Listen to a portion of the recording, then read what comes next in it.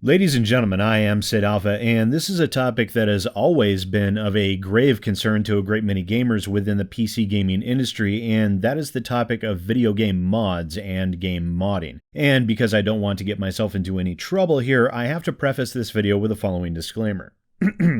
The YouTuber that you are watching is not an attorney. He has not studied law in any capacity, and as such, you should not take any of the information provided within this video as any form of legal defense or legal advice. It is merely the ramblings of a mook with a mic, nothing more. And now that we got that out of the way, game mods are a fantastic thing for gamers and also for many developers and publishers. They provide a wealth of visual enhancements, new items, even entirely new campaigns, or even total conversions. Mods provide a wealth of new content for games that we love, and many developers and publishers also see them as a net positive because mods themselves can extend the life of their game indefinitely, which will generate a great deal of organic hype when the developers release either a new game in a series or a new game on a new different IP. However, Take-Two Interactive have had a very different mentality when it comes to mods and the modding community. In short, they have given every appearance that they hate the existence of mods, and couple that with Take-Two Interactive's extremely heavy-handed approach in dealing with modders or even YouTubers. This has spelled a recipe for frustration, legal threats, channels getting shut down, and all manner of controversy.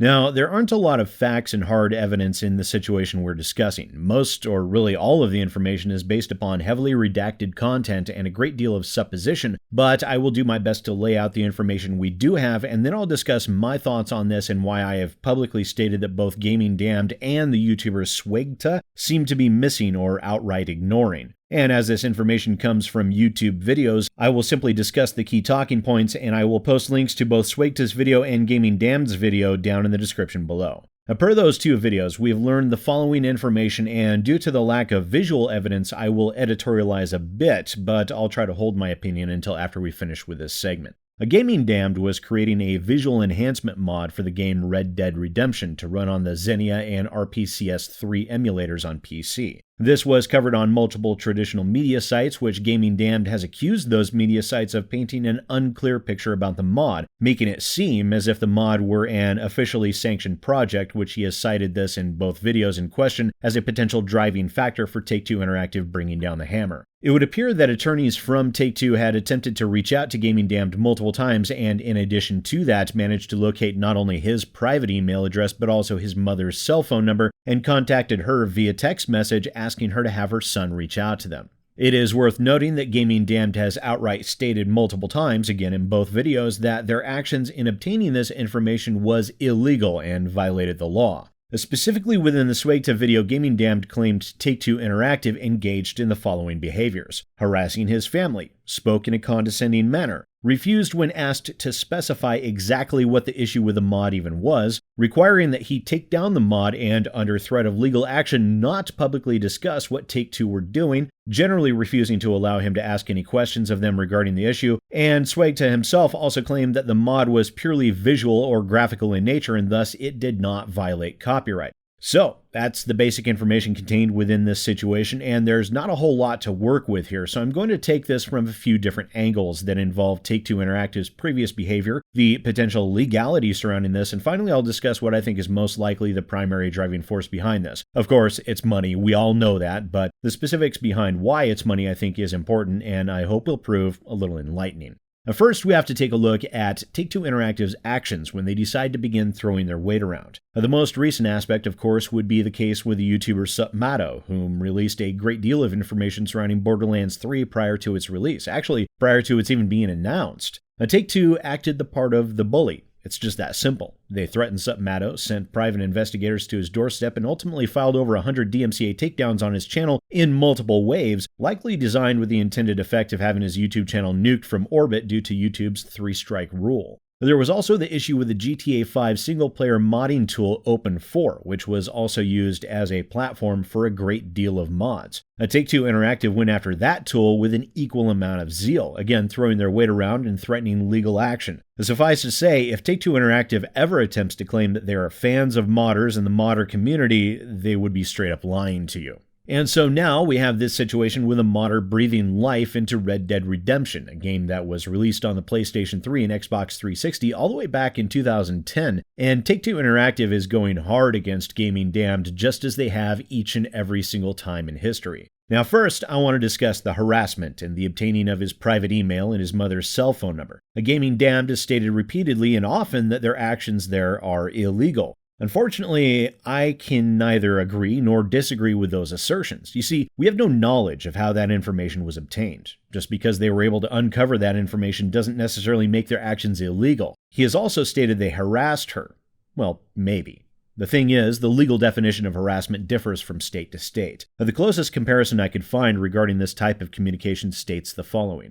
Either A, communicates with a person anonymously or otherwise by telephone or by telegraph, mail, or any other form of written communication in a manner likely to cause annoyance or alarm, or B, causes a communication to be initiated by mechanical or electronic means or otherwise with a person anonymously or otherwise by telephone or by telegraph, mail, or any other form of written communication in a manner likely to cause annoyance or alarm, or makes a telephone call whether or not a conversation ensues with no purpose of legitimate communication. And while you could argue that the messages were annoying, they served the legitimate purpose of an attorney attempting to reach another party regarding a legal matter in which they are on an opposing side. Now, GamingDamned could refer Take-Two Interactive's attorney to his own attorney for any further communication, and then, if they failed to comply with that request, it could likely be considered harassment. However, just because one perceives their actions as harassing doesn't necessarily make that the case in the eyes of the law. Next is the issue that GamingDamned and SWEGTA are either unaware of or are willfully refusing to admit. Mods or copyright infringement. Now, for the longest time, I didn't necessarily believe that to be the case. I saw them as transformative, and in the Star Wars Apeiron issue, I stressed quite fervently the factors that would make the mod fair use, and I firmly believed I was correct until Leo Lesser of YouTuber Law, who is an actual attorney specializing in intellectual property, entertainment, sports, and advertising law, pointed out one very key aspect I had failed to take into account. And that is the fact that mods are not transformative works. They are derivative works, which is a whole other matter. A derivative work in US law is defined as the following. A derivative work is a work based upon one or more pre-existing works, such as a translation, musical arrangement, dramatization, fictionalization, motion picture version, sound recording, art reproduction, abridgment, condensation, or any other form in which a work may be recast, transformed, or adapted. A work consisting of editorial revisions, annotations, elaborations, or other modifications which, as a whole, represent an original work of authorship is a derivative work. And a derivative work is not covered under fair use, at least not always. You see, there's other aspects that I would like to bring up to cast a bit of doubt here, and that is the 2013 U.S. court case Carew versus Prince. Unfortunately, for most gaming mods, this case would have no material bearing, but it is worth taking a look at regardless. Carew v. Prince is a legal case involving these images, with Carew's photograph on the left and Prince's adaptation on the right, in which Richard Prince created what is called appropriation art, based upon the published photograph taken by Patrick Carew, and yes, I'm probably pronouncing that wrong, so be it. Appropriation art takes an original work and makes extremely minor changes to it in order to quote-unquote create something new. In 2011, the Southern District of New York determined that Prince's appropriation art was not transformative, partly because Prince was not commenting on the original. Prince appealed to the Second Circuit Court, who ultimately ruled in favor of Prince, claiming that Prince's works were transformative to a reasonable observer and as such constituted fair use. They also claimed that the original ruling was an error, as Prince didn't need to provide commentary on the original work and that it was transformative due to the new aesthetic. Now, a lot of you will undoubtedly latch onto that last part and say, but that's exactly what GamingDamned is doing. He's creating a new aesthetic because this is a visual mod. Well, not really. In that particular court case, it was with a still image work of art. Changing the aesthetic as he did changed the tone, the feel of the thing. It conveys not only a completely different message, but it invokes entirely different thoughts and different emotions on the part of the observer. Now let's take a look at the original picture of Carew. If someone were to come along and produce a high-resolution rendering of that image, nothing really would have changed. It would invoke the same emotions and the same thoughts as the original. It would be a modification of the original, but it certainly wouldn't be transformative. And that's not entirely true of what a mod does, what a visual mod does. What a visual mod does would be to, say, take this same picture and then create a separate overlay to place over the top of the picture that would turn it into a higher resolution or slightly different version of the original. It's not actually transforming the original. It's not actually altering the original. The original's still there. It just creates a new visual aesthetic, a new overlay. But it does still rely on the original's existence. And that's the same thing here with a mod. Nothing about this mod transitions it from the realm of a derivative work to a transformational one, and as such, it is, at its core, copyright infringement. There is also the aspect that with a game mod, it always requires the original in order to function. It relies on the original's existence, and as that is the case, they will always remain firmly fixed in the realm of derivative works. And that is, I'm almost certain, the legal leg Take-Two Interactive are using in this instance. It doesn't change the terrible behavior they've exhibited, it certainly doesn't make them any less scummy in their actions or worthy of any less condemnation over them, but it is a legal leg to stand on. And it is also one that we see Take-Two Interactive using to bludgeon anyone who gets in their way.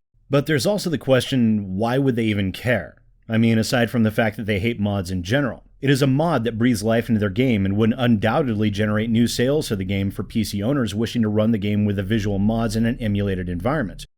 Well, it's because that is not where they want to be making their money.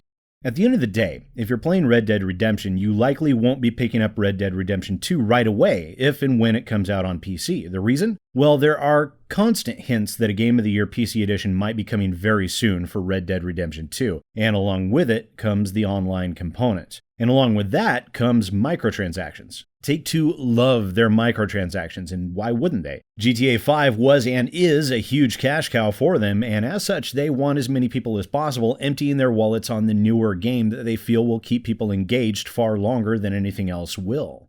And you have to remember as well that Take-Two Interactive only barely tolerated GTA 5 single-player mods, and the only reason they did so was because it maintained interest in the game, which meant people were far more likely to check out the multiplayer component of the game, which meant microtransactions, or rather macrotransactions. They never really were micro to begin with. So all of this means that the Red Dead Redemption Damned Enhancement project is copyright infringement, as most mods are, as they are derivative works. I'm actually quite surprised that this hasn't been considered, and instead they're relying on claiming that Take-Two Interactive violated the law in their own actions, which I suppose is possible, but we have nowhere near enough information to be able to make that determination.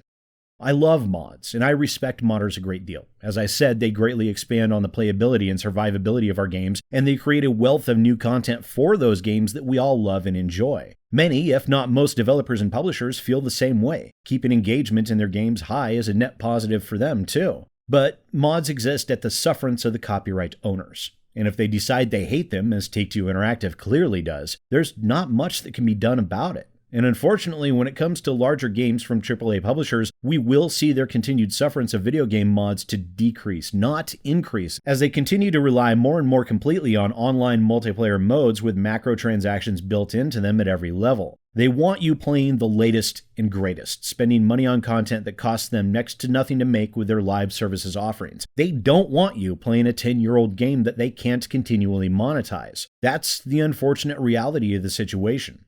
I feel for GamingDamned, I really do. I just don't think much can be done in this situation. Take-Two Interactive hath spoken, and they've done so in their usual heavy-handed, dare I say prickish manner. Once again, ladies and gentlemen, I am SidAlpha, and I'll see you next time.